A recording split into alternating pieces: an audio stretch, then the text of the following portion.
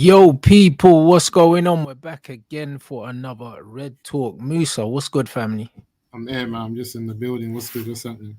Come on, yeah, man. I'm blessed. I'm blessed. Big up everyone in the chat. Make sure you smash a like on the way in. Obviously, big day. If you're Ten Hag in or Ten Hag out, do you know what I mean? Some I don't know, news that for me is kind of spooky, blood. I'll be real, it's kind of spooky news for me. Obviously they've announced a new deal for Ten Hag, but it's not a new deal, blood. Do you know what I'm saying? It's not a new deal. And like I was saying to Saeed, as much as if you're Ten Hag in, yeah, it's nothing to celebrate. But if you're Ten Hag out, it's still nothing to celebrate because all of us want to see the club do well, you would think, innit? And I don't know how we can move forward positively when it's very clear that the new ownership don't trust this manager and don't want this manager. And it's very clear that these guys couldn't even come to a compromise for him to sign a new deal. So they've just triggered the 1-year extension that was already in his contract. So it's effectively the same contract. It is the same contract. It's not a new contract. It's an extension. They've triggered, like you said, the extension in his original contract. Nothing's changed. I don't believe the terms have changed. I don't believe anything has changed in terms of the contract that he signed 3 years ago to the one that he has now. It's the exact same contract that they found him with through Murto and them, man. So they haven't basically touched anything. They've just said, we've looked at your contract. You got this year and an extension on it. We're going to trigger it. Let's go. So I don't know, man. I'm looking at it and I'm just saying to myself, looking at the club as a whole, maybe, you know, he's Erik Ten Hag, and I don't want to, I can't fault anyone that has that feeling. I feel like based on what's been available and what he done at Ajax, because I still say it, that Ajax football was good football. No one can't deny that team played the good football, and maybe they were punching above their weight in how they performed and what they did. But I feel like everyone's always going to look back at that when they're dealing with Erik Ten Hag. You're going to think about the good moments at Ajax. Then you're going to look at him and say, well, you've just won 2 trophies at Man United. It's our first season in as a new ownership. You're someone that we can kind of guarantee is going to have a good cup run. Do we need to shake the boat, or do we need to rock the boat in our first season to this level? Because everything else that they've done behind closed doors and everything else that they've implemented, and then also buying players that they see fit for a system that they want to play, Erik Ten Hag becomes a minute problem to what it was before. I think before he was a bigger problem than what he really is now. I feel like if they replace anything or if they do anything, it's going to be Erik Ten Hag, and it's not going to be a lot of replacing. It's just a one manager gone. The next one man comes in. The next man comes in, and you continue doing what you're doing. So I think on that basis, I'm not gonna push him too much. I'm gonna hold fire as well this season and see if he's woken up. And if he hasn't woken up, the brother will be gone, man. It's clear to see. No, 100%. You know, for me, what tells me that he's not here long is I'm worried about the dynamic in it, because what a lot of people want to talk about, like we were talking about yesterday on Mandem Talk about his dynamic with the players. Like, it's not normal that one manager falls out with so many players. But if your dynamic with players, isn't good, then your dynamic with the owners is not going to be any better, because you're still interacting with human beings. Do you know what I'm saying? And you can always tell a lot about someone by how they treat people that are perceived to be beneath them. Do you get what I'm saying? So it's one of them ones. I think you're muted, fam. So it's one of them ones where if you can't get along with the people that you have control over, there's no way you're getting on with your superiors, bro. And these men won't want to work with him long term, because even the fact they couldn't agree a new deal tells me that they were at an impasse. That means there's something that they're not vibing on. Do you know what I mean? Which means long term he's got no chance. No, it's clear. It's clear that if you come into a new club as a new ownership with a manager that you actually believe in, we're talking you walk in and Klopp's in the building, and you're kind of not starstruck as an owner, but you're still like, rah, this is Klopp or this is Pep. There's still a level of respect because you know what he's achieved and what he's able to do. The first thing you're going to want to do before you tie down anyone else is tie down that manager to a long-term contract because you believe that that's your guy. So the fact that Chelsea just gave their guy 5 years, even though we're raising our eyebrow at it. Yeah. They've shown support to this manager. That means they believe in him, bro. Giving this guy a 1-year extension on the year that he already had and not giving him a new contract tells me that there's no long-term future with this manager. And they pretty much kept him because it's the cheapest thing to do at the moment. Facts. And when people say, if you sack him this season, he's got 1 year left, you still got to pay out a year's. It's the exact same if you sack him next season, it's 1 year left. But what people don't get is that financially it's different. If you sort out a lot of things this year and then you sack Erik ten Hag, example, next year, financially it hits you different because you've kind of filled a lot of holes this season with the money that you had to fill it. Now you've got money again to go next year. You can afford to say, okay, cool, hold 10 million. We're buying out your contract, keep it moving, and then you can kind of, employ who you want to employ. So again, I feel like the fact that they haven't written out a new contract and it's already the same one that he signed previously and it's just been triggered an extension just tells me that they haven't even chatted to him like that. All they've said to him is, listen, bro, you're keeping your job, we're keeping you on the contract that you signed originally, and we're going to trigger your extension. It's like when we're looking at a Wan-Bissaka, for an example, and people say, he's got a 1 year extension, we can trigger it, and we say, boy, we're not ready to sell him now, we ain't got the money to replace him, for an example, or a player. That's it. And you trigger it just to keep his value, but that doesn't mean that we're happy with you. It just means that it's cheaper to keep you for now. It makes sense to keep you for now. Do you know what I mean? Like, even this comment stupid, and stop putting cap locks in my chat, bruv. Do you know what I'm saying? Man is saying if they couldn't agree a new deal, then why not sack him? The reason why we didn't sack him is because it would cost us 11 million to sack him, bro. It doesn't make sense. It's cheaper to keep him. And when you sack my man as well, you're gonna have to pay him now. Why am I going to give him 11 million? It don't make no sense. Factual. I think that the new owners look at Man United and what they achieved this season and how they fell off and how they should have really finished in the top four. I just feel like they believe without a new manager and their input, this team is good enough to finish in the top four. They know that we're not good enough to win the league, but they know that with Erik ten Hag in play, with everyone else they're bringing in with Van Nistelrooy and the other guy, I believe they know that this team, with a bit of consistency and that support, forget the manager for now, they're good enough to finish in the top four. And I feel like you don't need to say if their aim and ambition is to get back into Champions League next season. And I think they know they can do that with Erik ten Hag. Or even if he goes and they sack him halfway through, the two men they got behind him still should be good enough to get this team into that top four. That's what I believe. Like the top four race to me last season and how we fell off as bad as we was, I don't see why United should be struggling to get into the top four. Yeah, not with the players that we have. Not with the players that we have. Oh, 100%, my brother. Like 100%. So next season, really, if you're one of them guys that's 10 Hag in, you should be looking at top 3 and trophies. That's what you should really be looking at. Do you know what I mean? Because Liverpool got a new manager. We don't. So they're not supposed to finish above us. I'll be real. They're not supposed to. Spurs ain't supposed to finish above us because we're better than Tottenham. So really, if you want to say Arsenal and City, all right, cool. Arsenal and City are the only teams that are supposed to finish above Man United next season. Like, they're the only team, if we're being real. Know what I'm saying? Because the continuity from Arsenal and Man City, fair enough. Liverpool's new manager is not supposed to come in and finish above us. That doesn't make absolutely any sense whatsoever. So, yeah, man, we just have to see. We just have to see what happens with that. Moose's thing bugged out. He'll be back in shortly, guys. Man said I wouldn't be too sure Xerxes ain't a 10 Hag signing, especially now with the continuation of the old contract. He's not a 10 Hag signing at all, Xerxes.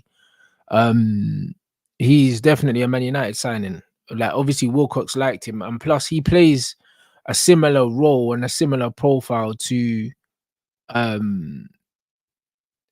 the kind of striker that we want, similar to Martial in the sense that he links play and stuff like that, bro. Even towards the end of the season, the fact that Rasmus got dropped here, even the fact that Rasmus Højlund got dropped towards the end of the season and we are playing Bruno and McTominay in the false nine, it very much shows you that Man United want to move towards having a centre forward that holds the ball up so the wide players can run past them. And that's what worked well with worked well with Weghorst. That's what happened when Rashford had his best season as of late, is having a striker that can hold the ball up and he can run beyond. Like the Rasmus Højlund experiment has not benefited the team. It hasn't worked. It hasn't worked for Rashford. It hasn't worked for Bruno. And it hasn't worked for Manchester United. So honestly, I don't see that having anything to do with Ten Hag, to be honest. I don't think a lot of the signings will have anything to do with Ten Hag first and foremost. I think they'll bring him a list of players similar to what happened at Ajax, and he'll choose from the list available what players he wants. I don't think he's going to be going out there now saying to Dan Ashworth, yo, I want this player. Now we've got a whole recruitment team in there now, and Vivell and all these guys. Ten Hag ain't going to be able to be going out and saying, yo, sign my SEG players anymore. Them days are done. Do you know what I'm saying? So just because Ligt and Xerxes are Dutch, don't automatically assume that it's a Ten Hag signing, because that's lazy. Do you know what I mean? It's very, very lazy. I don't think it's that at all. And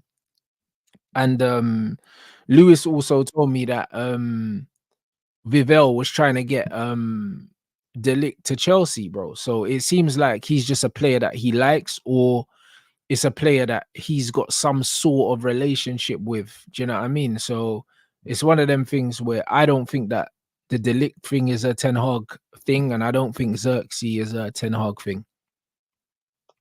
Yo, let me know how my audio is. I had to change up because my laptop was playing up. How's the audio on this? Yeah, it's okay so far. All right, cool. But yeah, bro, like the fact that they couldn't negotiate a brand new deal, yeah, and they've pretty much kept the same one tells us that they're not on the same page. And Yeah. like bro, it's literally a ticking time bomb. Yeah. It is what it is. And I think you said it the other day as well. The fact that for me they got other people around them, Ruud van Nistelrooy and stuff, it's enough for me to not stress out next season. I feel like there's a few more people in there that are more accountable, and that they've shown that they can deliver in other places. And I'm also hoping that what we saw from last season from the Brighton game, where he ended up going 2 in the middle of the park, playing with a false 9. I'm hoping that was influence coming from above that actually made him change his mind. But this man's arrogant. He might start the season and feel like, boy, now I'm still in the hot seat. I'm going back to my team. That was just to save me from getting the sack. But I'm hoping that he's learned, because he needs to start the season with 2 in the middle of the park. I don't think he can play the 4-3-3, or if he does it, he needs to make sure that he's getting another body in from one of those fullbacks coming into the middle of the park. But I don't know if he's ready we for just that. need to allow this single pivot thing, bro. I'll be honest. Even Ugarte, yeah, he's not a single pivot 6, bro. Like, he is a deep lying destroyer, but he's not a single pivot player. You still need to play someone beside him, innit? Like, this single pivot thing, yeah, in the modern game, yeah, it doesn't work. I'll be honest. Unless you've got someone like a Rodri, yeah, like a specialist like number 6, you can't play single pivots now, man. I don't think guys are good enough. Players are not good. Like, exactly. Ugarte is a Kante profile, just a bit more tenacious version of Kante. Not amazing on the ball, good runner, very aggressive. Do you know what I mean? He is not the kind of player that you play in a lone 6, bro. No. And if he tries it, he's going to find the same issues that Casemiro and everybody else around last season. So I feel like with Ugarte, and even if we keep Casemiro, even having them two, like, I think next season, as much as I want Kobe to be playing, but I also wanted him to be, I don't want him to be rinsed. I don't want to see my man just like, 10 games in or 15 games in, he's had no breaks, and all of a sudden he's not looking like the player we know him to be. And then, we start to get the opposite fan bases just, making noise as they would do against our player. And he just goes through a bad streak. I don't want that for him.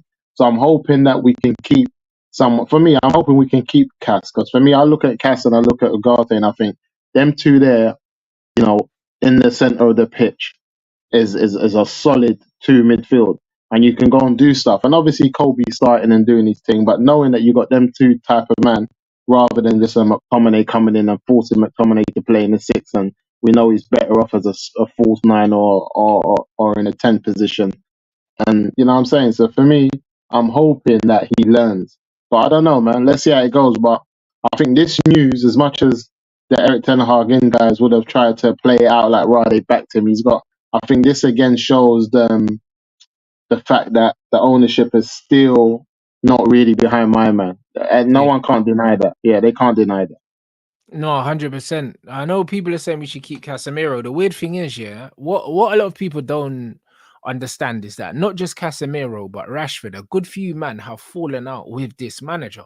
Like a lot of these men were banking on the manager leaving before they made their decisions as to what they were gonna do, blood. Do you know what I'm saying? And now the manager is staying. There's gonna be a lot of players that are like, actually, I don't want to be here anymore.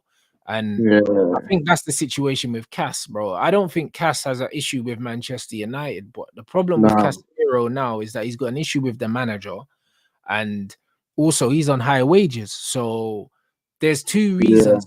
There's two reasons not to keep him now. Do you know what I mean? yeah, Casemiro and Ugarte together would be absolutely unreal in terms of like the steel in the midfield, bro, because yeah, you got more legs next to Cass to protect him, and yeah. Cass is reading of the game. Do you know what I'm saying? And bro, like it would work, but Definitely. the problem with the situation is Cass is on too much money, and these man will be looking to cut the wage bill, especially as he doesn't get on with the manager anyway. Do you know what I'm saying? Yeah, Like it's just it's two issues. yeah, yeah. It's facts. It's an easy win for them. It's an easy way out.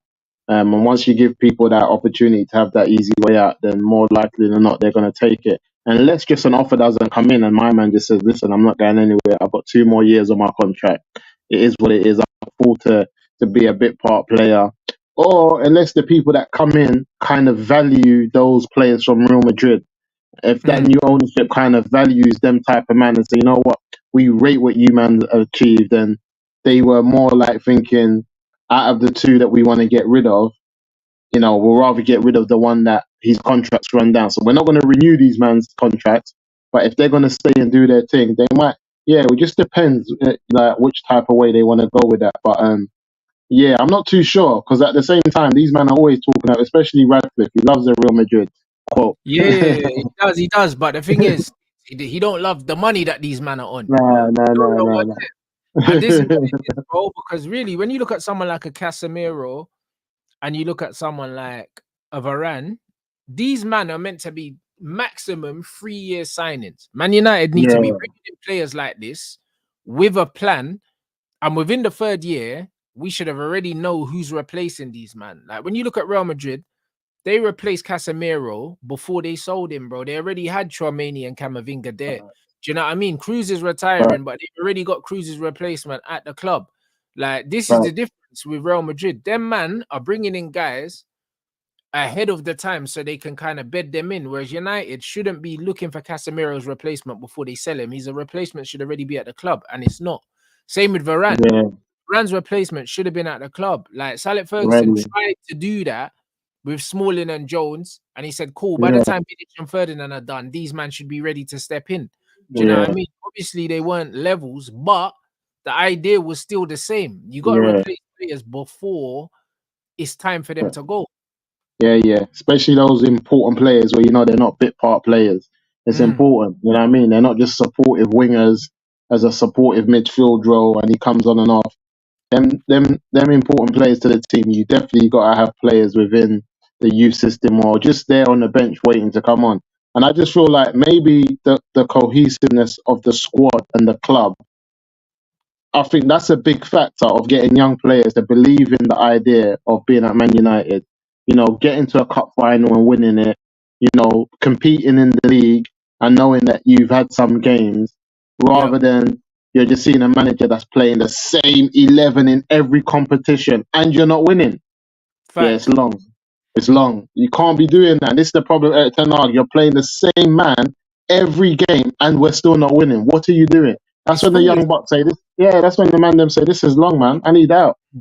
Yeah, 100%. That's why like Alvaro Fernandez dipped and stuff like that. And the thing is, Yeah, with that kind of culture, you're always gonna have players leaving. And this is why I like the new setup, because Wilcox has so much of an input.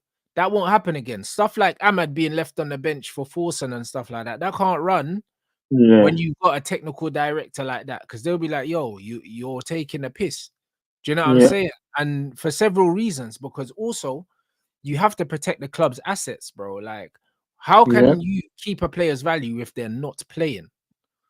Do you know what yeah. I'm saying? But So a player like Ahmad, who's going into the last year of his deal, and you're not playing him, like even if we wanted to but sell him, we can't even get no money for him, bro, because yeah, you're disrespecting man and you're not playing him. yeah, facts, I think it's cool. 100%. And these men are gonna be keeping an eye on training. Training ain't gonna be how it used to be, brother. Yeah, Especially like when you're hearing Ahmed is tearing up training, they're calling him, Messi, and yeah, he's like he's just having everyone up, and then like you said, he's sitting on the bench. They're gonna be yeah, like, stop playing games with us. This is not happening. Like it's not happening, and that's what we want to see. It's a squad game, man. We're playing more games than ever. We're not even in the club World Cup where other teams are in. I know United want to be in there financially. They want to be in there because it's an extra money. As much as man laugh at it, it's like what? It's an extra 25 million. They wouldn't have said no to that. You know what I'm saying? So they're the type of places that they're gonna want to be. So it's a yeah. long season ahead, man. It's a long season. We got the Europa League games. We're gonna be turning up on Sunday, so that means everyone's gonna be playing before us. It's gonna be catch up for us a lot of the time in the league. We're hardly gonna play, before like on a Saturday and things like that. So for us, we're gonna be it's going to be peak. If we're behind or we're trying to get them points up, it's going to be a long day for us. So I think it's a long season. We definitely need all our players firing.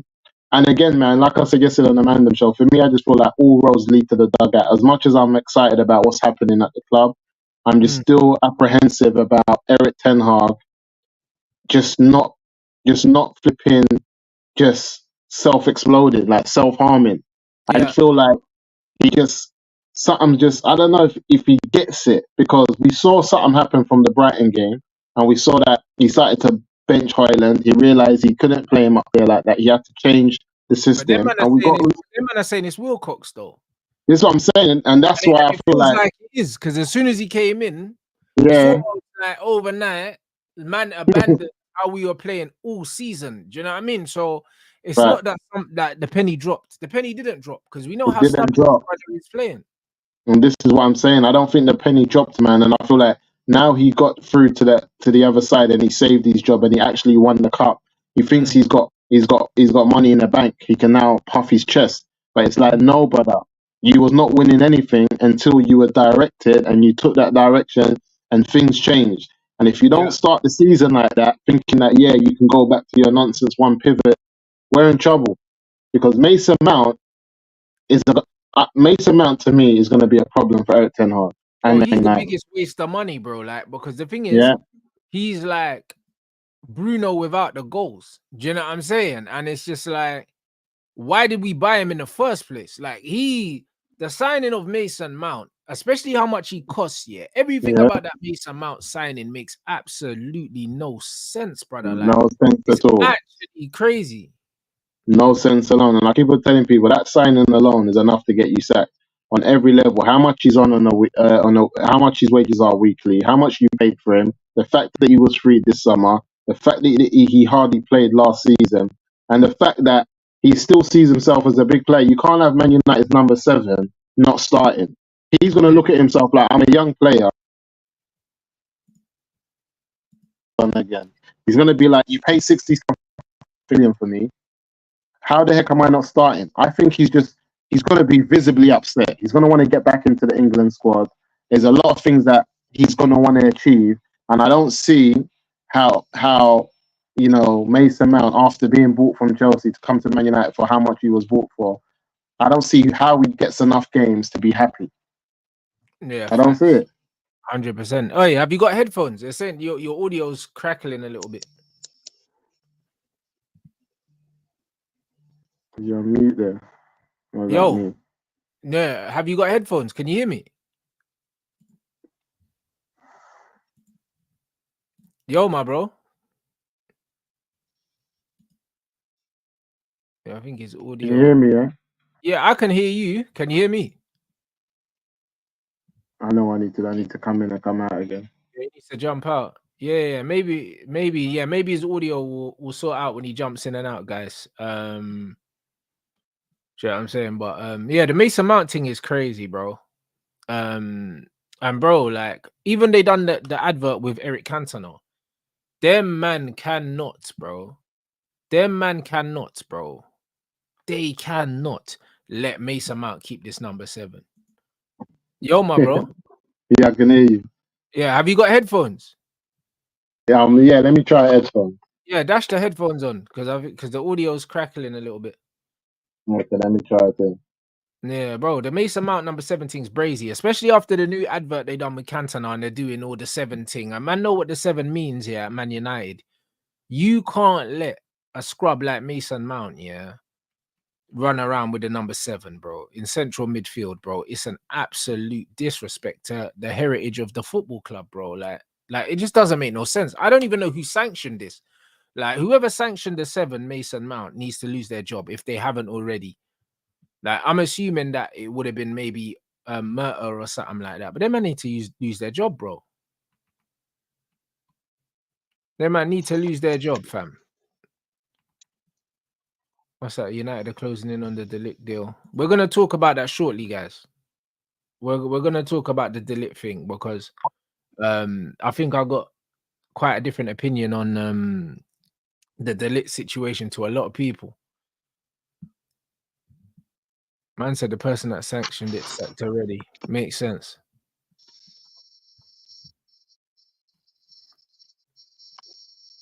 Hey guys, stop putting the stuff stop putting the filthy fella stuff in the chat, bro. Do you know what I'm saying? Man's not talking on other people's business and that. Like it's not that. You get me? So like man's not here to really talk about that stuff. So we're gonna leave that. Man said, do I know when these bums use the number 7 as a bargaining chip? Bro, apparently Erik Ten Hag basically sanctioned my man getting a number 7. We should have never allowed it though. Do you know what I mean? We should have absolutely never allowed it. Myself, I think it was McLaren that made Ten Hag sign Mount. Now, I don't think it's got anything to do. It's got nothing to do with that. But when you look at the way Man United want to play, Mason Mount, yeah, does not even fit that, bro. Do you know what I mean? When man talk about possession-based football and stuff, Mason Mount's best attributes are actually off the ball. That's why the signing of Mason Mount, as much as Man United might feel like they have to make it work because of how much we've spent on him and the wages we've given him, bro, he just doesn't fit, bro. Like, where does he fit?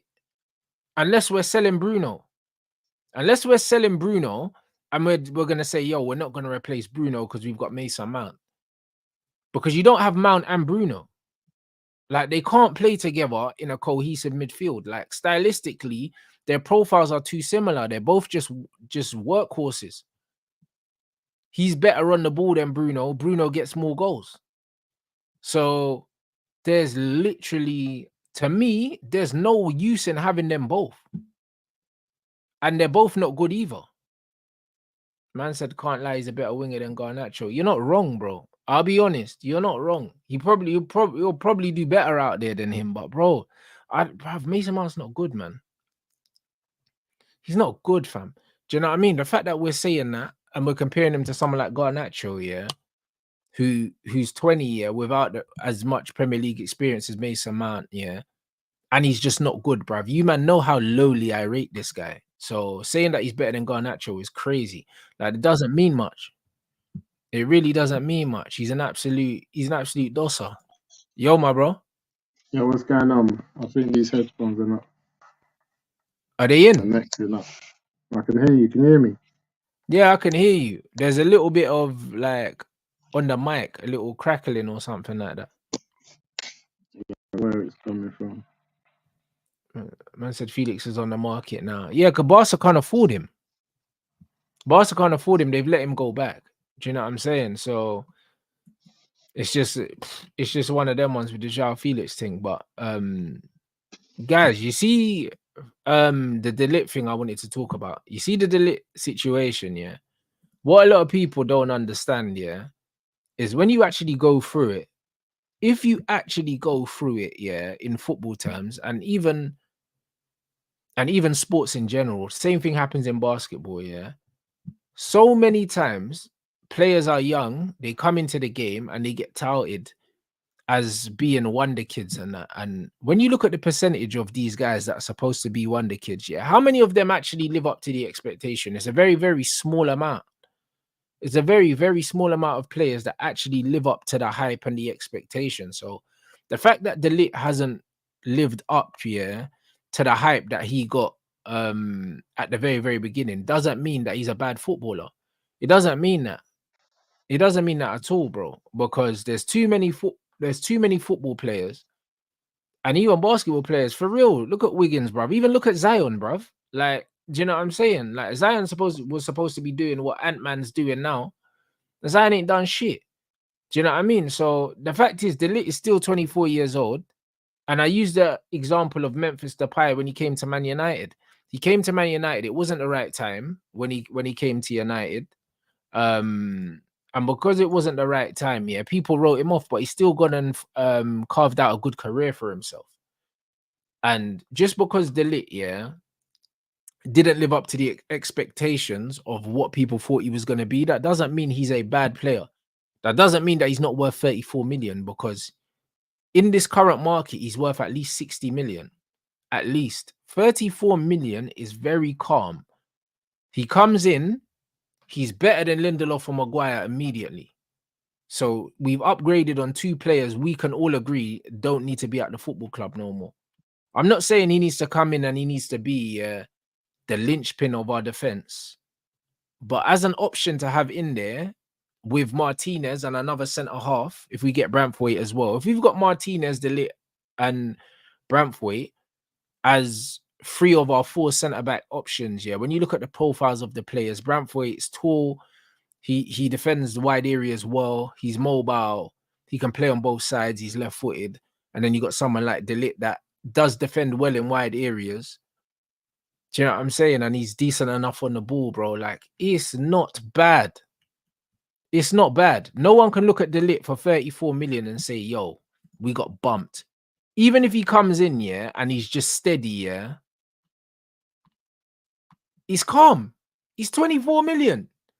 Brother, you would pay 34 million right now for a centre back, a steady Eddie centre back that can just come in and do a job. 34 million is nothing. That's no money in today's market.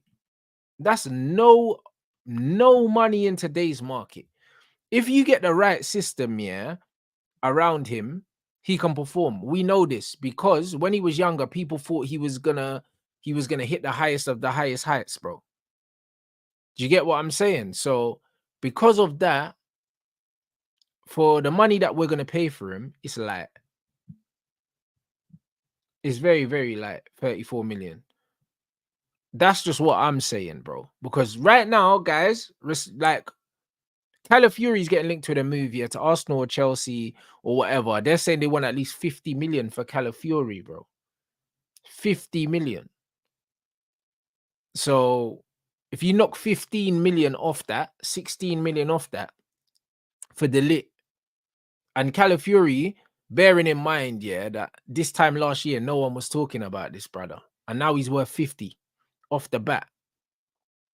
Do you know what I'm saying? And this whole De Ligt's got no pace. Like, where did that come from? Where did that come from? Like, I don't know where that's come from.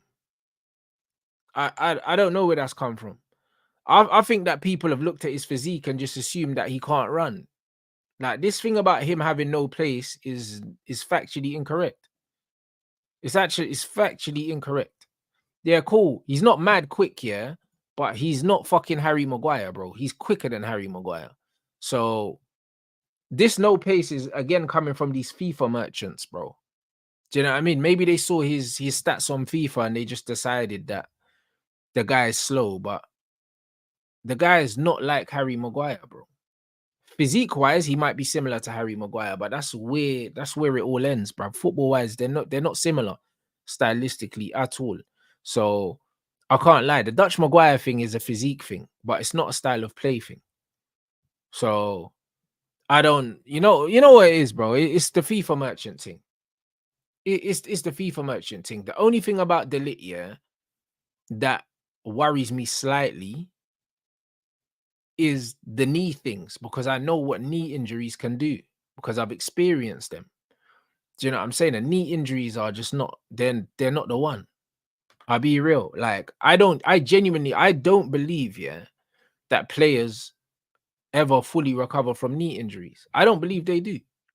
Do you know what I'm saying? Because there's a lot of compensations that the body have to make that I just don't think man really recover from them.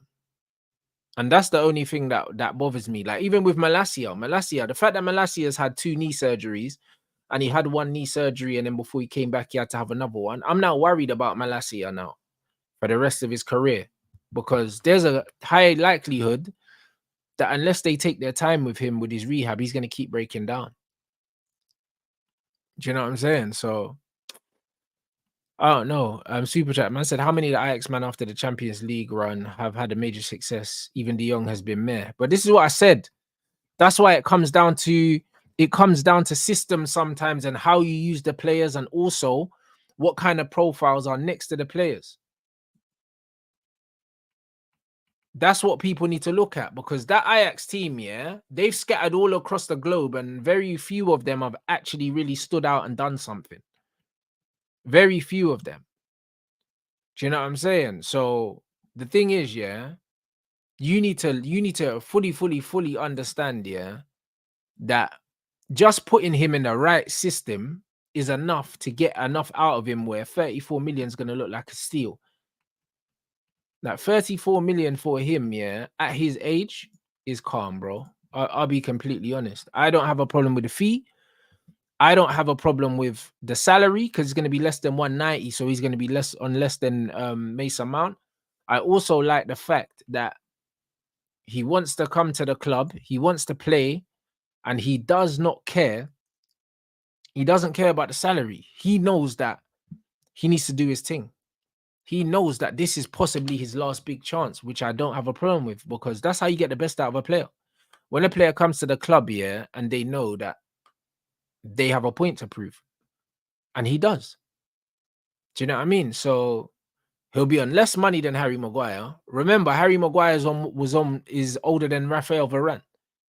So if you're bringing in a 24, 25-year-old centre back, and then you bring in a young Jared Branthwaite as well, who I think, how old is Jared? Like early 20s or something. So you bring in 2 centre backs that are in their mid-early 20s, yeah, and you get rid of 2 30-year-old centre backs. You cut the wage bill, you bring down the average age. It's good business. It's good business. And even the Branthwaite thing, people have been comparing him to Maguire as well. It's lazy. If you've watched this guy play, he plays nothing like Harry Maguire. It's like man don't watch football and they're just saying, oh, he's English, he's white, he's going to cost a lot of money. Oh, yeah, another Maguire. Bro, he's nothing like Harry Maguire.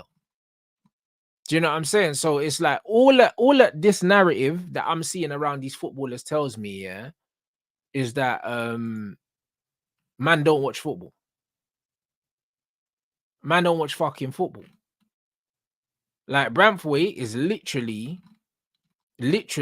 someone who defends wide areas very well. He's good on the ball, and he ranks very highly in the league in terms of interceptions. So all of these things where man think they're comparing him to Harry Maguire, he's way quicker than Harry Maguire. He's way more mobile than Harry Maguire. There's nothing Harry Maguire-esque about him. So I don't know what man are talking about. Stylistically, he's closer to Euro than Harry Maguire. In terms of they're tall, they're quite lanky. Do you know what I'm saying? And they defend wide areas and that. He's a similar profile. So I don't know where the Maguire thing comes from. It's like these man are obsessed with Harry Maguire, or them man have PTSD because we spent 80 odd million on Harry Maguire. Now everyone's Harry Maguire, bro. But I don't understand it. But people need to watch more football. People need to watch more football, because if you think, yeah, that Jared Branthwaite is even remotely close to Harry Maguire in terms of style of play or ability or athleticism, then you don't watch football. Like, this is just all it is, bro. Like, it's not a conversation that I'm willing to have. I'm not trying to negotiate with people. They don't have a fucking clue. Man said Branthwaite's too clumsy. He's vulnerable against pacey players. There's not a single centre back here on planet Earth that's not vulnerable against quick players, bro. Speed is the one thing you can't negotiate in football, bro. It's the one thing you can't negotiate. So this statement makes absolutely no fucking sense. One thing about the clumsiness, I hear it. Branthwaite is tall, innit? So because he's tall and he's kind of leggy, yeah, he kind of looks clumsy. He does. But that's because the geezer's tall, bruv. That's just his style. He's got a clumsy kind of lanky style. Do you know what I mean? That's just his style, bro. Like, there's nothing that man can do about it. That's his biomechanics. He's got like a very clumsy, lanky kind of build. That's just his build, like. Do you know what I'm saying? That's just his build. Like, man said Euro's a covering defender. So is Branthwaite. Very much so. Very much a covering defender. He's got good stride length. Do you know what I mean? And when you look at his interceptions, yeah, and the amount of last-ditch challenges he makes, if you watch him, he's very much that player that makes the recovery runs. He's very much that. He's physique-wise, he's similar build to like Chris Smalling, so he looks kind of clumsy in that. But he's actually good on the ball. He's actually good on the ball. He can pass with both feet. He can tackle with both feet, and he's good in the air. So again, like, all of these things, yeah, all of these narratives around him are false, bro. It's coming from people that don't watch him. Literally, if we get them both in, they're two very, very different styles of football, and I'm here for it. Because they're completely two different profiles. And they're also different profiles to Lissandro, which is a good thing. You want defenders that are very different. You want defenders that have different strengths. Lissandro is short. Lissandro, contrary to what a lot of people think, Lissandro don't defend the wide areas very well. When he gets pulled away from centre back and he's not physically right up against players, yeah, he can get cooked. He can get cooked. How many times you see guys 1v1 with Lissandro try and go past him and he tackles them, bro? That's not his game. That's not Lissandro's game. Lissandro's game is stepping in front of players and reading the game and being more physical and putting himself about, bro. He's not a recovery defender, bro. He's not. If you catch Lissandro out of position on the wing, you just touch it past him and go. He's not particularly quick. Not for someone his height. He ain't got mad pace. For a defender that's undersized, yeah, he's not as quick as you would think. His game is about reading the game, his intelligence, and also about his physicality in terms of his physical juice. But he's not that quick. So he needs something that's completely different next to him. So I think a lot of people are not taking into consideration, yeah, profiles of players, and they're just comparing everyone to Harry Maguire because it's lazy. It's very lazy. That's it, bro. And Branthwaite can also play left back. He can fill in at left back as well. It's a good option to have.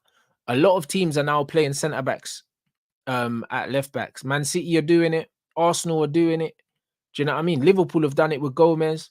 Like, it's a thing that helps you a lot. Do you know what I mean? It's something that helps you a lot in transition.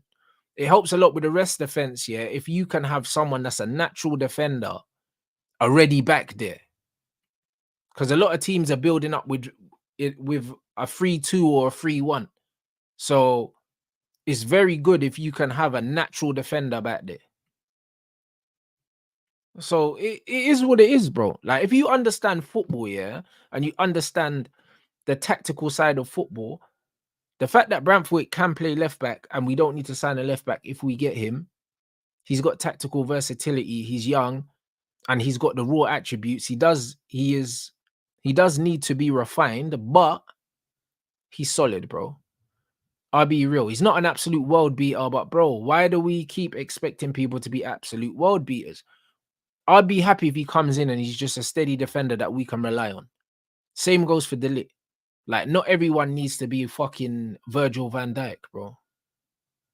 Like, not everyone needs to be Virgil van Dijk, bro.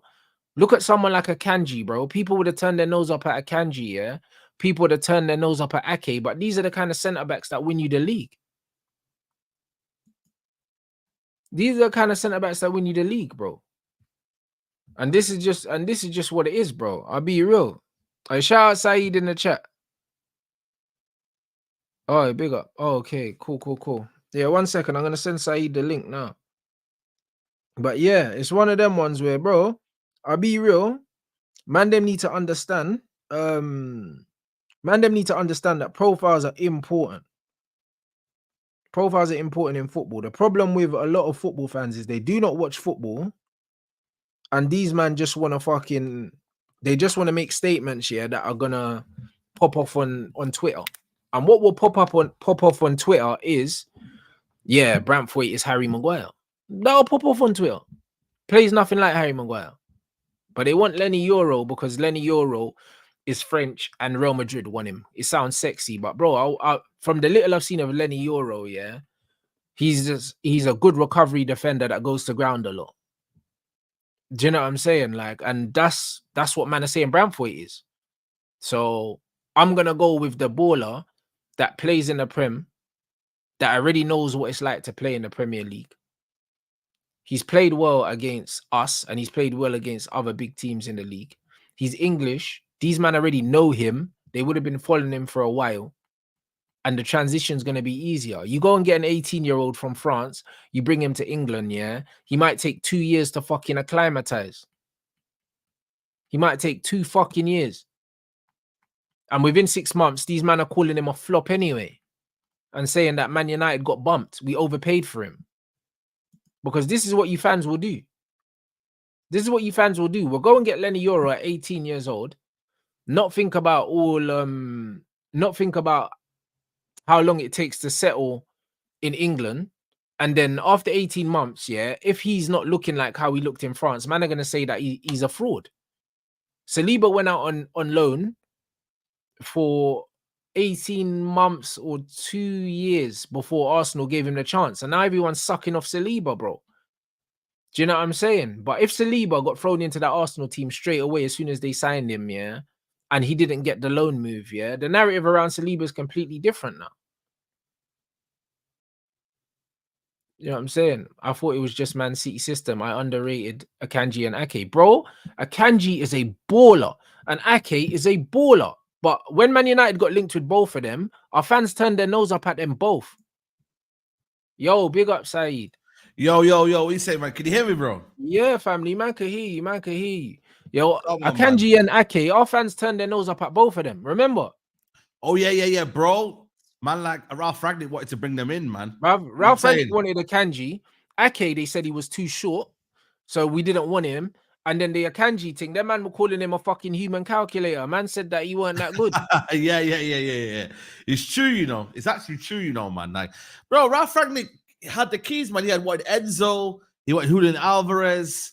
And then, bro, like all of a sudden, do you know what I mean, bro? Like United deemed it not necessary, you get me, to not go buy these players.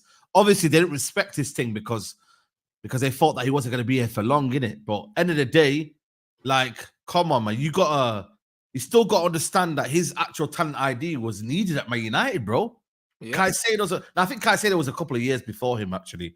But the rest of them, bro, it needed to be done, man. But again, United, it's just short-term thinking, isn't it, man? You know what I'm saying to you? They don't really have that kind of football knowledge. And Myrtle and them, man, they were bankers, innit, man? Had he been involved with these, man, bro, we would have actually cooked with him, you know. I swear. Yeah, but that's what I mean. But did you see the article that came out with the Athletic when they were talking about basically Man United could have got Caicedo for 2 million, and basically the Glazers didn't sign it off. Bro, they didn't sign it off, bro. Are you mad? You know what I'm saying, bro? That Bajetic, bro, at Liverpool. Bajetic. Like, Bajetic as well. Yeah, right. I didn't know about that one. Yeah, Okay. bro. We could have got him Nah, first that's as well. mad. Didn't pay the money, bro. But United, man, I swear down, bro, man. Bro, there's the amount of signings that we could have got, man. Do you know what I mean? Like that were easy, attainable as well. We're going on like these are not attainable signings, bro. But we don't tap into the South American market, bro. Let's be real, man. We used to what's be his on name it. will do. Vivel will help us with that now. Yeah, You know that's what I'm saying. Do you know what I mean? Back in the day with Fergie, he'd get a Heinz, he'd get like a little Okay, it didn't work out. Forlan. Yeah, Be actually Musiala was decent. on the list as well. Yeah, Musiala. bro. Who else? You know what I Like, mean? I've got it here. Pedro Neto at 17.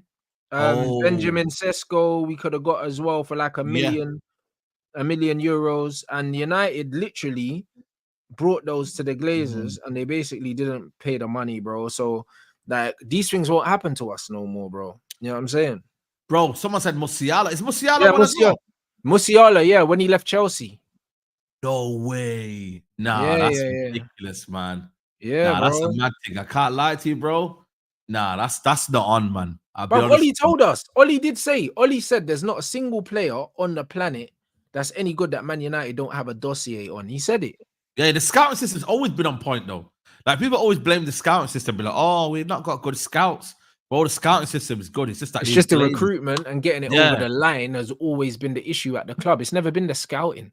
Yeah, you got to have credible people to get it over the line, innit? Scouts here, like, bro, I told you, I met a scout the other week here. And, bro, these guys have a clue on football, innit? They're footballing people. But the problem is, it's trying to convince Man United to say, this guy's a real deal. We've done enough, like, groundwork. They're like, nah, man, we don't really want to do this. We'll rather go and get an established name. And that's what Man United have done. They've gone for names rather than actual, players that are, can be quality and you can go to the next level. You feel what I'm trying to say, bro? So I feel like for me, it's one of them where that whole mindset's going to change now, man. And that's why I'm happy that they've come in. Vivel, these man here, Omar Berrado, you know what I mean? Like, they're coming in and you know what? The whole kind of feeling, the networking, bro, the contacts, like, bro, you gotta be on it, bro. Like, look, we hate Man City, we hate Chelsea number, but you know what they're good at? They're getting it over the line. They're good at getting things done. Whether you like it or not, whether you think they're scattergun in what they do, bro, them man are not messing around. Look at Man City. Man are teething up Chelsea Academy. They're teething them up. You seen it? They're saying, yo, we'll take him. 1 year deal, we'll take that. Do you know what I mean? Yeah, like, but this is what City do. And the thing is now, because of how the game is, they know that, listen, even if this player don't make the first team, we can sell him for 20 million. You see what I mean, bro? Now, I mean, that's what they're doing now. It's a profit thing. And this is why Wilcox coming in, and also Ashworth, they both have good knowledge of the youth system in this country and who the good players are. So Wilcox will help us with that side of the game. Because if we can start bringing in players from other clubs in the country, like they did with Sancho, Watford, to Man City and stuff, even if they don't end up making the first team, we can sell them and make some money, and that helps us with financial fair play. Bro, listen, man. You know these clubs here, like Man City, are getting 50% fees now for these players. You know how normally back in the day, it was like little 20% now, bro. Clubs are taking that risk now because they're like, you know what, we need the talent now. But Man City are thinking, in the long run, you might are gonna get finessed. But they're not asked. They're not asked. They're like, yo, we want that player now. Whatever happens in 3-4 years is cool. Like, we're not thinking that long term. Man City are like, get a cool, say no more. We got a little money down there. You know what I mean? You know when you just like, you save a bit of money and you're like, I just got a little £20 note in my pocket and that. You know what I mean? You're like, yo, you know what I'm saying? That's how Man City are. Every day they're pulling out some money from their pockets, bro. And that's what you call football structure. But you know what I mean? Now that United have got that, now it's time for us. Yeah, but we've got that and people are complaining because like they showed the figures in terms of the number of staff Man City have compared to us. It's a joke. Man United just paying people for no reason, blood. Like, bro, like City got less than half the staff that we have. Do you know what I mean? And what's the point in paying all these staff? And like, remember, Man United make the most amount of money on a match day, We've got the most amount of staff, We've got the biggest overheads. And obviously, if we make the most amount of money on match days during COVID, when there's no revenue, that means we're losing the most amount of money. And then we're paying out the most amount of money because we have the most staff. So it's like, bro, like we need to get the money back from somewhere, bro, and we need to start moving a lot more efficiently. Man United are not run efficiently, and in able to streamline everything, bro. Heads have to roll, bruv. People need to go. Roll, man. I seen some report about some woman's involved in it, man. A £60 million kind of situation. So I think she's a woman that's kind of cutting the costs and that and becoming more cost effective. And listen, man, I feel like for me, certain like people in the roles at Man United are just having roles for the sake of it, and they're like, yo, we don't really need that. We don't need like even the Fletcher thing. The fact that Ralph was like, I don't even know what he does. Why were we paying him? Yeah, that's crazy, man. I'll be rolled you, man. That Fletcher thing. I think he'll be gone soon as well. I'll be rolled you. They might just keep him for now because you know when someone knows the situation, or the new, and then you're kind of like, you know what, we'll keep him here for now, yeah. But whilst we get to know the club, you're out the door. Do you know what I mean? Like you're just here basically to kind of, you know what I mean, like understand where it's coming from and that, and where the ins and outs. But as soon as we get to grips with the club, you'll be gone as well. So I think that, bro, this is it, man. Because under 18s, they've done well this year, but the under 21s are shit apparently. So they need to bridge the gap there.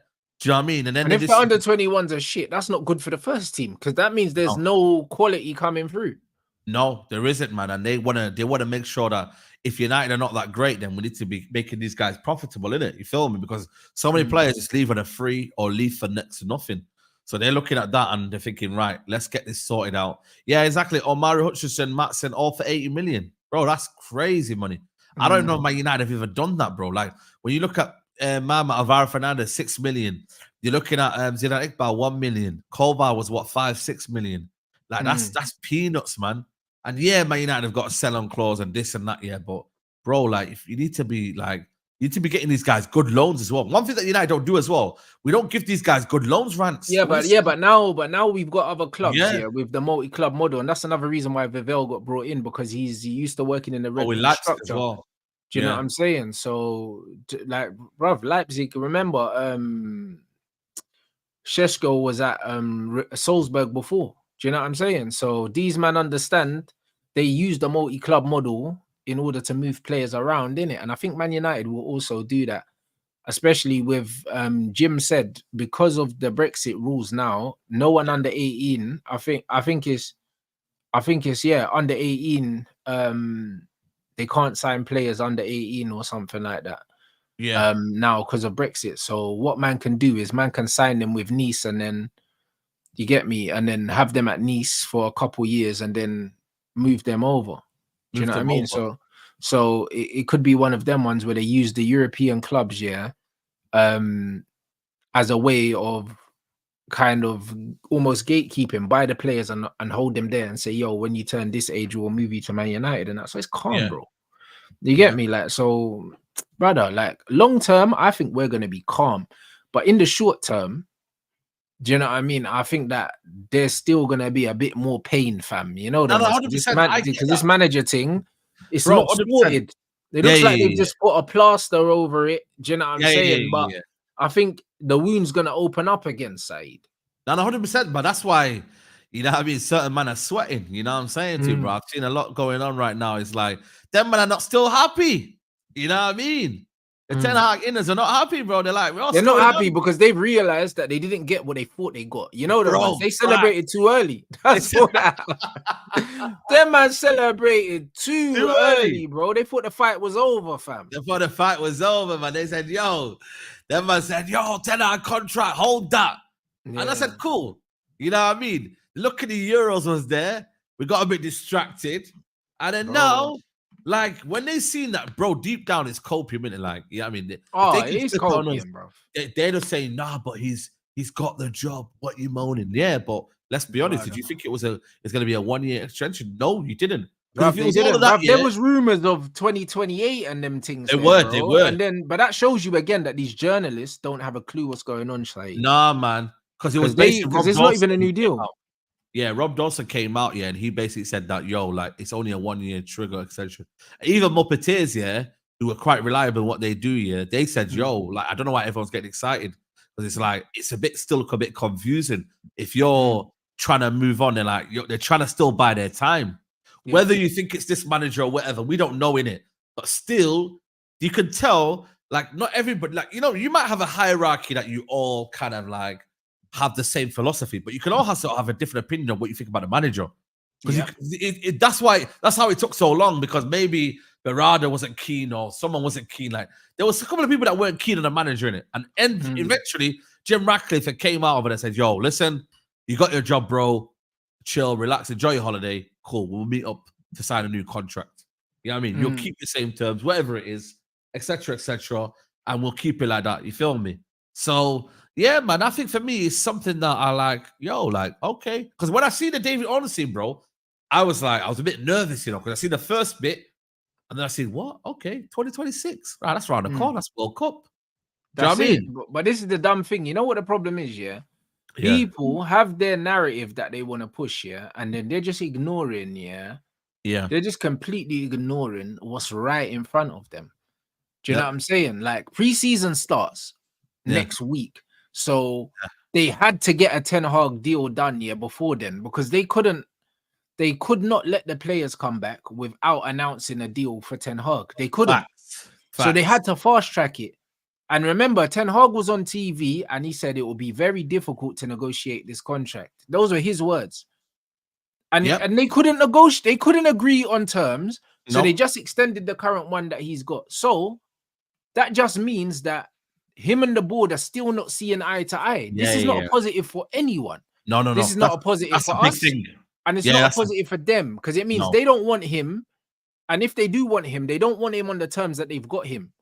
Do you know what I'm saying? And if he doesn't want the new terms, and he knows that they don't want him long term. So he knows he's on borrowed time. So this is not really good for anyone. You know, it also shows you that how much of an influence SEG are as well, because they're like an entity, bro. You're not only fighting against Ten Hag, you're fighting against SEG, bro. Yeah, like them man are actively involved in the world of football, whether you like it or not. They want to build clients, they want to build people, you know what I mean, to their agency. So they're actually doing two jobs at once. Not only have they got Ten Hag at the biggest football club in the world, they got his PR. They've got his, every time they mention the transfer, it's SEG. Like, then you got a guy who then, you know what I mean? Like, you're basically like plugging the club, and you're like, hold on a minute. Yeah, SEG were like, right, we'll probably take this, but like, we want still our kind of powers and whatever, but it's like, we'll be happy with this. And I think it was a mutual agreement, you know, Rants, you know. I think it was, both sides were like, yo, you man, we're cool with this, we're cool with that, but at least we keep our control and we kind of have our say when we need to. So that's what it comes down to. They mutually agreed to say, you know what, 2 years, and then we'll review it next year, maybe. Maybe by next year we'll review. You know what it is, yeah. You know what it looks like. It looks to me as if they're gonna say, all right, cool, we've triggered the extra year. We're gonna sort out our finances, and when we can afford to sack you, we will. Well, that's what it looks like to me. I'll be completely honest, because Chelsea signed a new manager on a 5-year deal. Do you know what I mean? Yeah. That is what you call a statement of intent. This brother's been given a +1 on the deal he's already had. The veto thing, basically. People are overstating the veto thing for the simple fact that the power, the power that Ten Hag had before, he could only have that power because United didn't have a structure in place. There you go. That's what I was going to say. Yeah. So because there's a structure in place, by default, he's not going to have the power that he had before, because he's not going to be out here scouting players on that. Because if our scouting team don't have the player on the list, he can't pluck a player out of thin air and say, oh, yeah, go get me this player. They're going to say, move. Go and get me that player. Yeah. What are you talking about? Move. This ain't happening. Do you know what I mean? So all that's going to happen now is they're going to bring him a list of players, and he gets the final say. He gets the final say. But that's how it should be anyway. That's how it should be anyway. That's how it should be anyway. Yep. Like if I bring you 3 players and I tell you how much they cost, and I rank them, so I might say, yo, I can get you A player, B player, C player. One costs 40, one costs 30, one costs 25. Similar profiles as well. Yeah. Similar profiles. Do you know what I mean? Which one do you think best suits whatever? Like, we're willing to buy all of them because they all fit the project. However, which one do you think fits your way of playing better? That's it. Yes. And then he gets to say, that's it. That's how it should be anyway, bro. Yeah, that's how it should be anyway. Yeah, That's no, how I it should know. be anyway. And because we had Myrtle, and because you know what it is, I always said to you, We had non-footballing people there, so I he know. was basically bringing players to them and saying, "I want this guy, get me this guy." basically, yeah. And you know what it was? United was in a vulnerable position when Ollie got sacked here. They kind of needed a man like Eric Ten Hag to come in.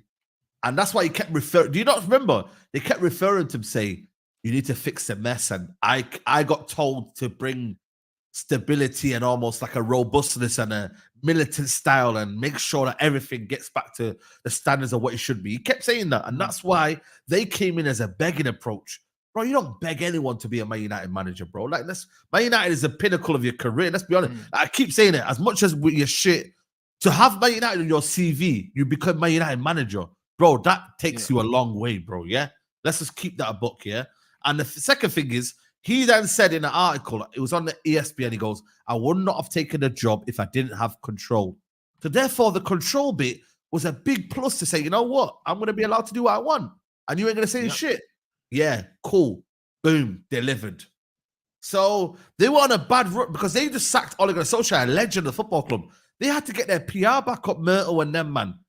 Because they just sacked a legend, bro. And they were like, anyone who came in after did do better than Ollie, bro, that would have been, bro, there would have been fans revolting. Fans would have been protesting. They were like, what the fuck? You just sacked a legend for a nobody. And for a guy that's not done better than Ollie. So then that's why they were saying, right, have full control, do what you got to do, but you must deliver results. And you know what I mean? To their eyes, at the start, third and the trophy was like, cool, vindicated. But then they didn't realize that the actual consequences of that.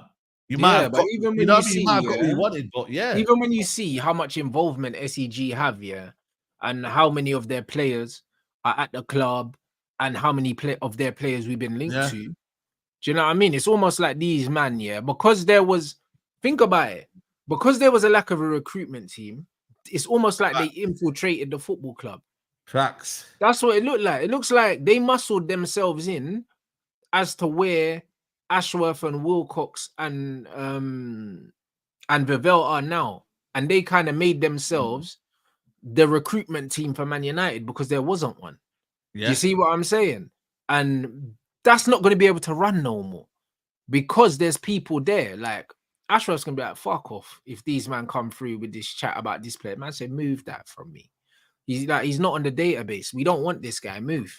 Do you know what I mean? It's not going to be a thing where SEG can roll up to Vivell and Ashworth and say, "Oh, what about this player? Fuck off." You know them. No, we're doing our thing.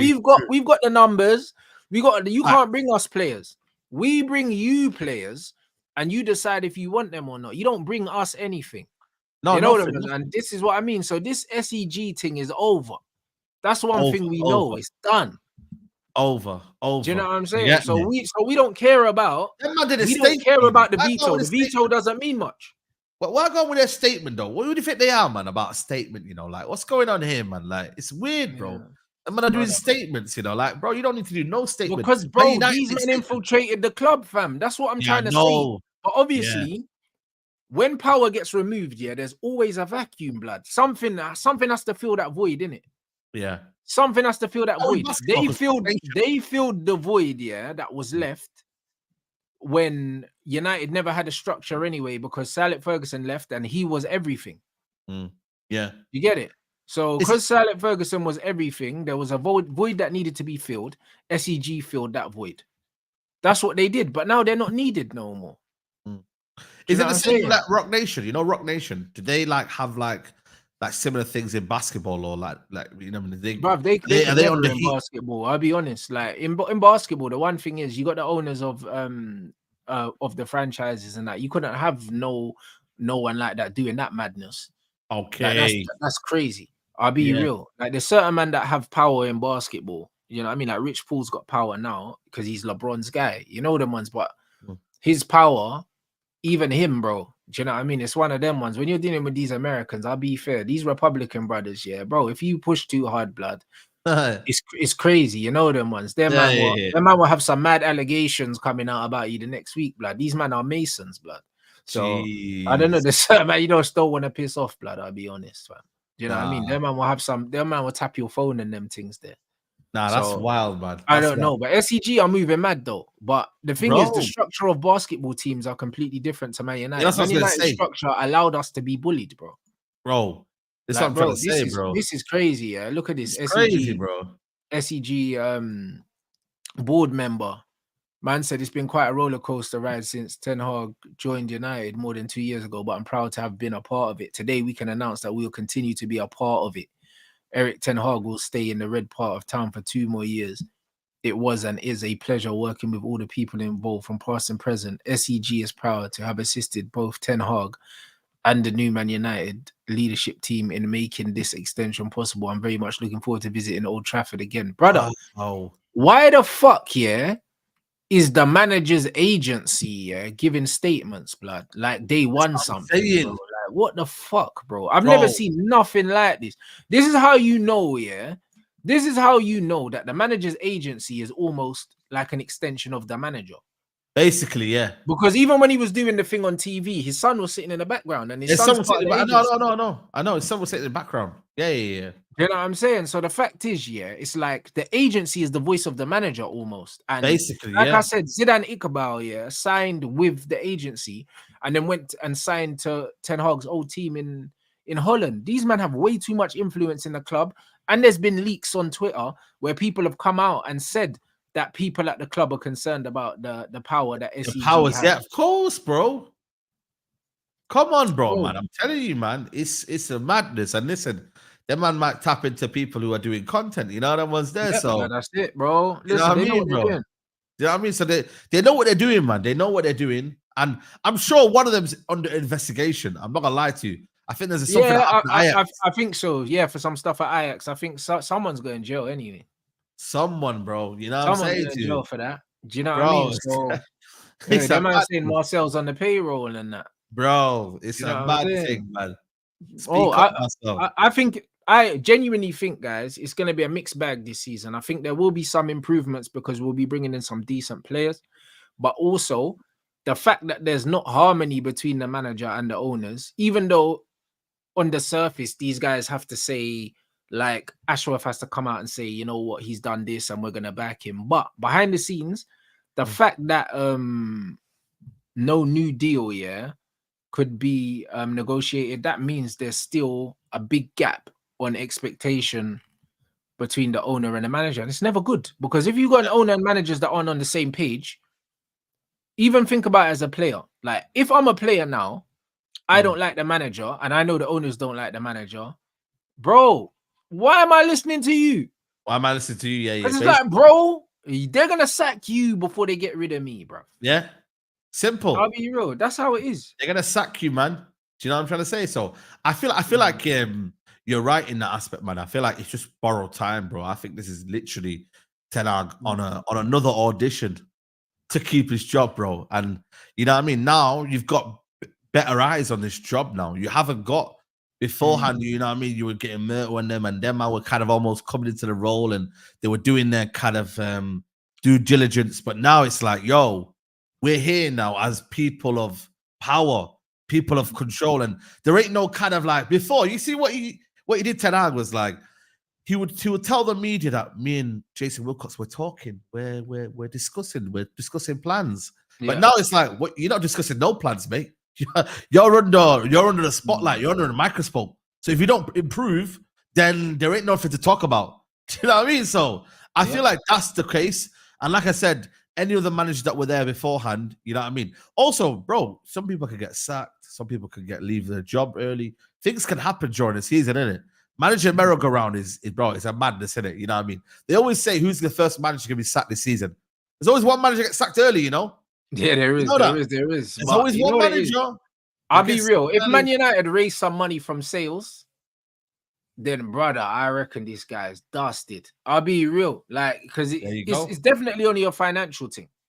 Yeah, it's got to be because that's why now they're trying to raise some funds for some sales, isn't it? You know what I mean? Because, bro, you went out of the Champions League early. You know what I mean? And obviously the financial. I think we didn't have like a FA Cup home game until the Liverpool game. So they lost money through that. We went out the Carabao Cup early. So actually revenue, we didn't actually make as much as we did season before. So Do you know what I mean? There's not a lot of money to play around with, and that's why they say right. Apparently, we got like 75 million or something because we got money for qualifying for Europa. Oh, Europa League. Okay, Yeah. okay. We got like 25 million for Europa League qualification. We had about 50 million before that, and we need to sell players. Like this is what it is, and I think the credit facility that we had, the 300 million, I'm sure we exhausted that during COVID because we were losing money and we were still paying staff. So like United didn't furlough no one. So no. 100%. Yeah, it was peak, bro. Trust me, the finances ain't good, blood. And then also we dashed away 400 million on players that are not worth what we bought them for, bro. So right now we make a loss on Anthony. He's not an asset. Yeah, exactly. You know what I'm saying? He's not an asset. We make a loss on Casemiro because we couldn't sell him for what we bought him for, and they're both on high wages. Do you know what I mean? Like Malacia, we make a loss on. Like all the players that we signed, we make a loss on. Like even Lissandro's the only one that we might be able to make a profit on. And even Lissandro, I'll be real, he's been injured so many times, that we probably couldn't even get the money that we paid for him back because we paid what 40 odd mil for him. Yeah.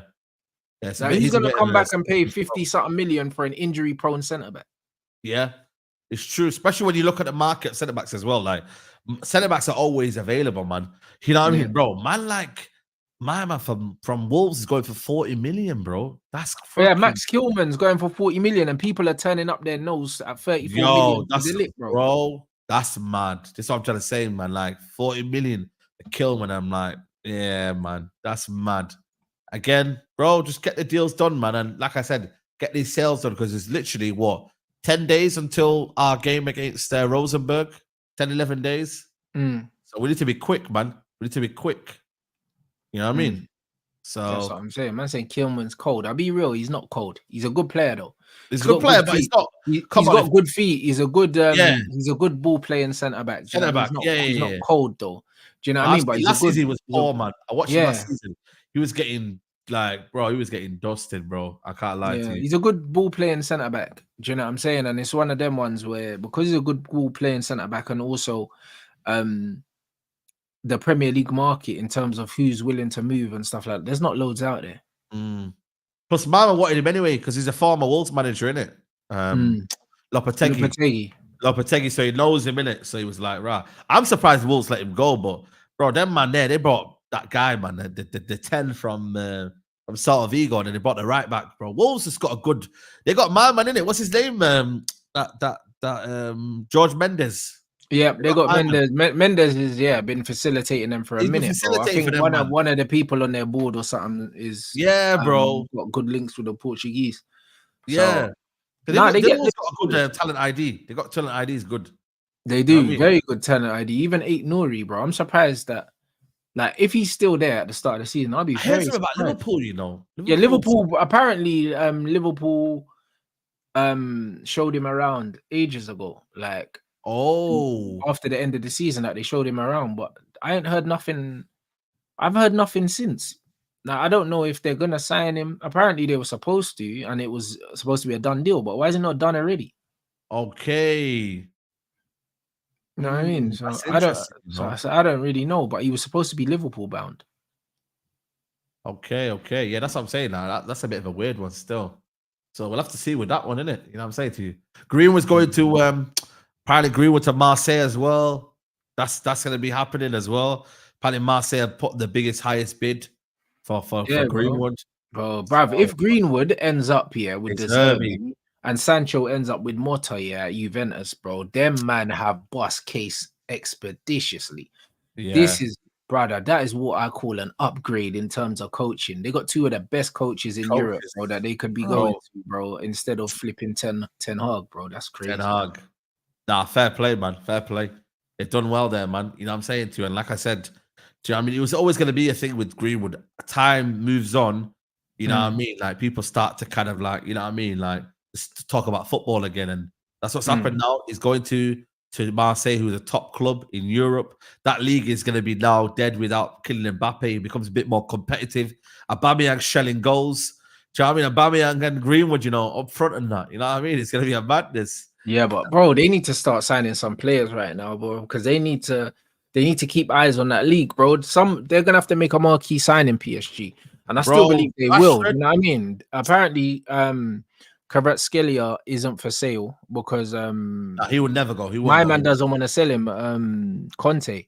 So I don't Conte. know. Maybe it's Osimhen or something like that. Maybe maybe PSG go and get Osimhen. I don't know. He's not like that. But is he a high profile name enough to kind of like fill the Like that. void? They Well, got bro, Bacola. he's got Nigeria, bro. Do you know what I mean? And there's Yeah, enough no, people it's there, true. you know, like that, fam. So I don't know. I don't know. I think Bacola is a bit too raw for me right now to be taking he's that a role. scrub, man. I ain't trying to see that. Yeah, he's all right, but he's not. You know what I mean, he's not killing Mbappe, innit? Liao won't go. Liao's contract is madness, bro. It's Leo's 175 million. trash as well, blood. Oh my days. Yeah, bro. Sunny He's football's died, man. awful, You right man. now. He's shit. You know what? I can't believe some certain man tried gaslight me about this Rafa Leao. I know a lot of the young G's, but maybe he's got good Young FIFA G's, stats yeah. or something because they was doing the Leao thing. Rants, you need to watch Leao, bro. Every time I watch this guy, looks like a postman, bruv. This guy's not a footballer, man. I Shall I tell don't you know what, what though? it is. Imagine PSG like done a madness here and said, "Yo, Lamine Yamal, we're gonna pay that money." Like they Nah, did bro. with Listen, Barcelona. Nico Williams is going there to link up with him, bro. That's what it Oh, looks like. Barcelona, they're back now, man. I don't know why Barcelona always just find money, bruv. Barcelona are like crackheads. You know, crackheads always find money for crack. They find bro. money, Like, they find money, always. man. You know Always. the ones there. Man's never seen an ex-crackhead, bro. That ain't a crackhead no more because they couldn't afford it, blood. They can always afford crack, fam. Do you know what I'm saying? And then this is what Barcelona can just, bruv, they just always find players. They always find money, bro. This is it. And you know what it is, though, man? If, bro, I can't lie to you, La Liga might be back, you know. I know it's not the same level as what Real Madrid have got, but, bro, at least then it's a bit more exciting, man. You know what I'm saying to you? Lamine on one side did it. They used to go get a striker, man, because that Lewandowski, he's finished, man. You know what I mean? They need to put him down. Pedri, you know what I mean? Gundogan, you know what I'm saying? Like, bro, maybe it might be back La Liga. I don't know. We'll see. Yeah, they're saying Anthony Gordon to Liverpool. I don't know. I don't think he ends up there, bro. I don't think Newcastle have to or want to. Oh, you see what they got, by the way? They got Paul Mitchell, by the way, Newcastle. Yeah, that's what I'm saying. That's a good signing for them. But to be fair, Newcastle, they got no money. Not because they don't have money, but they can't spend money. So it doesn't matter. Yeah. Oh, it's not what you have, it's what you can spend. And they can't spend no money. So even if they got Mitchell, yeah, what can he do when the purse strings are tight, bro? Like, there's nothing he can do with that. He'll be at United next year, man. Don't worry, man. We'll find a role for him, man. Yeah, we'll find a role for him, man. We're cheesing, bro. I'll be real. Gordon to Liverpool, I don't see it happening unless he forces a move. I don't think he's going to force a move. And the fact that they've lost Ashworth now as well, they're going to be mad resilient. They're not going to want to lose anything else and not to teams that they see as rivals, innit? If they're thinking of themselves as potential top 4 teams, you don't sell to Liverpool. Facts. Like, you don't, 100%. innit? Like, it gives the wrong kind of impression, the wrong energy when you start selling to your so-called rivals. Why would you strengthen Liverpool when you're competing with Liverpool for a top 4 yeah. You get me? It doesn't make no sense. If you're trying to catch Liverpool or surpass Liverpool, you don't sell them one of your best players. No. You know, that doesn't make no sense. So I can't really see that happening. I like him, Gordon, man. I can't lie, man. I think he's a good player. He's good. He's a good young direct player, man. He's what these men think Garnacho is. You know, the ones like Gordon's just young, like tenacious, direct. Do you know what I'm saying? And he's got a little bit about him. Do you know what I'm saying? He's got a little bit about him. He can score goals as well. So. Bro, you know what that Diaz is, bro? I don't rate that Diaz at all, man. Bro, he's a scrub. He's a scrub, man. He's a scrub. He's a scrub. You know what I mean? I don't rate Diaz, bro, but Gakpo balled out in the tournament, bro. Gakpo looks Gakpo, like a different player in a possession team, innit? So Gakpo for Liverpool could be a big player for them next season. I can't lie, but it's going to be interesting to see them play a possession-based football team with all these P&P players, bro. I don't know how it's going to work out. Apparently, they're saying that Renan Munstein might be on Arne Slot's backroom staff. Renan Munstein. Well, even if they do get Rennie Munstein, is yesterday's news, bruv. You know, you know what? It's true. The man don't really care, bro. Rennie Munstein was at Man United once upon a time, bro. So was Steve McLaren, bro, and they're both irrelevant. And Mickey Phelan as well. Yeah, you know, they can all jog on, bro. But listen, you know, man's Man United soccer school, bruv. Like, he was at Man United. He was at Man United when we had fucking VHS and that, bro. You know, the ones, man, don't care about that no more, bro. Like, Rennie Munstein's dusted out here, bro. So I don't really care if they end up getting Rennie Mullenstein. Do you know what I mean? Like when I look at Man United now, the manager, this is his 3rd season. He's gonna get back to the transfer market. Yeah, he has to finish above Liverpool because they got a new manager. Yes, bro. But that's what I'm saying. I don't think we will because I just, do you know what I mean? Like tactically as well. And also, if this guy gets beat by Arne Slot, by the way, after talking the talk, you heard what he said about Arne Slot? Nah, but I heard he said, "Oh yeah," he said, "Oh, you weren't even the best manager in Holland or some shit like that." I innit? swear down, bro. If you don't beat Arne Slot in the 3rd game, bro, that guy's got egg on his face. He was man. talking spicy. Smoky I'll smoke, be real. bro. He You was. best beat him. He was. Do you know what I mean? Man said you're not even the guy in your ends on that, bro. That's what he said. Exactly. So, you know what I mean? If you get popped by Liverpool, yeah, he's finished. Yeah, man. You know what I'm You saying. know what I'm saying? Yeah, man. Trust me. The clash of the baldies, man. We'll be there, people. There's a lot of bold managers now, man. It's crazy. It is. It's crazy, bro. I can't lie. Football's stressful these days, blood. Them man can't keep their hair, bro. So yeah, we're just gonna see what go on anyway. What time's your show anyway? And now, bro, is it scheduled? Yeah. Yeah, scheduled. Yeah. Let me redirect that now. Come Do on, you know man. what I'm saying? Yo, big up everyone. Make sure we get these likes up, bro. Come on, man. We got 1.3K in here, man. Only 448 likes. That's what I'm saying, bro. You man stay mad stingy with the likes, bro. You lot make sure you run those up. Do you know what I'm saying?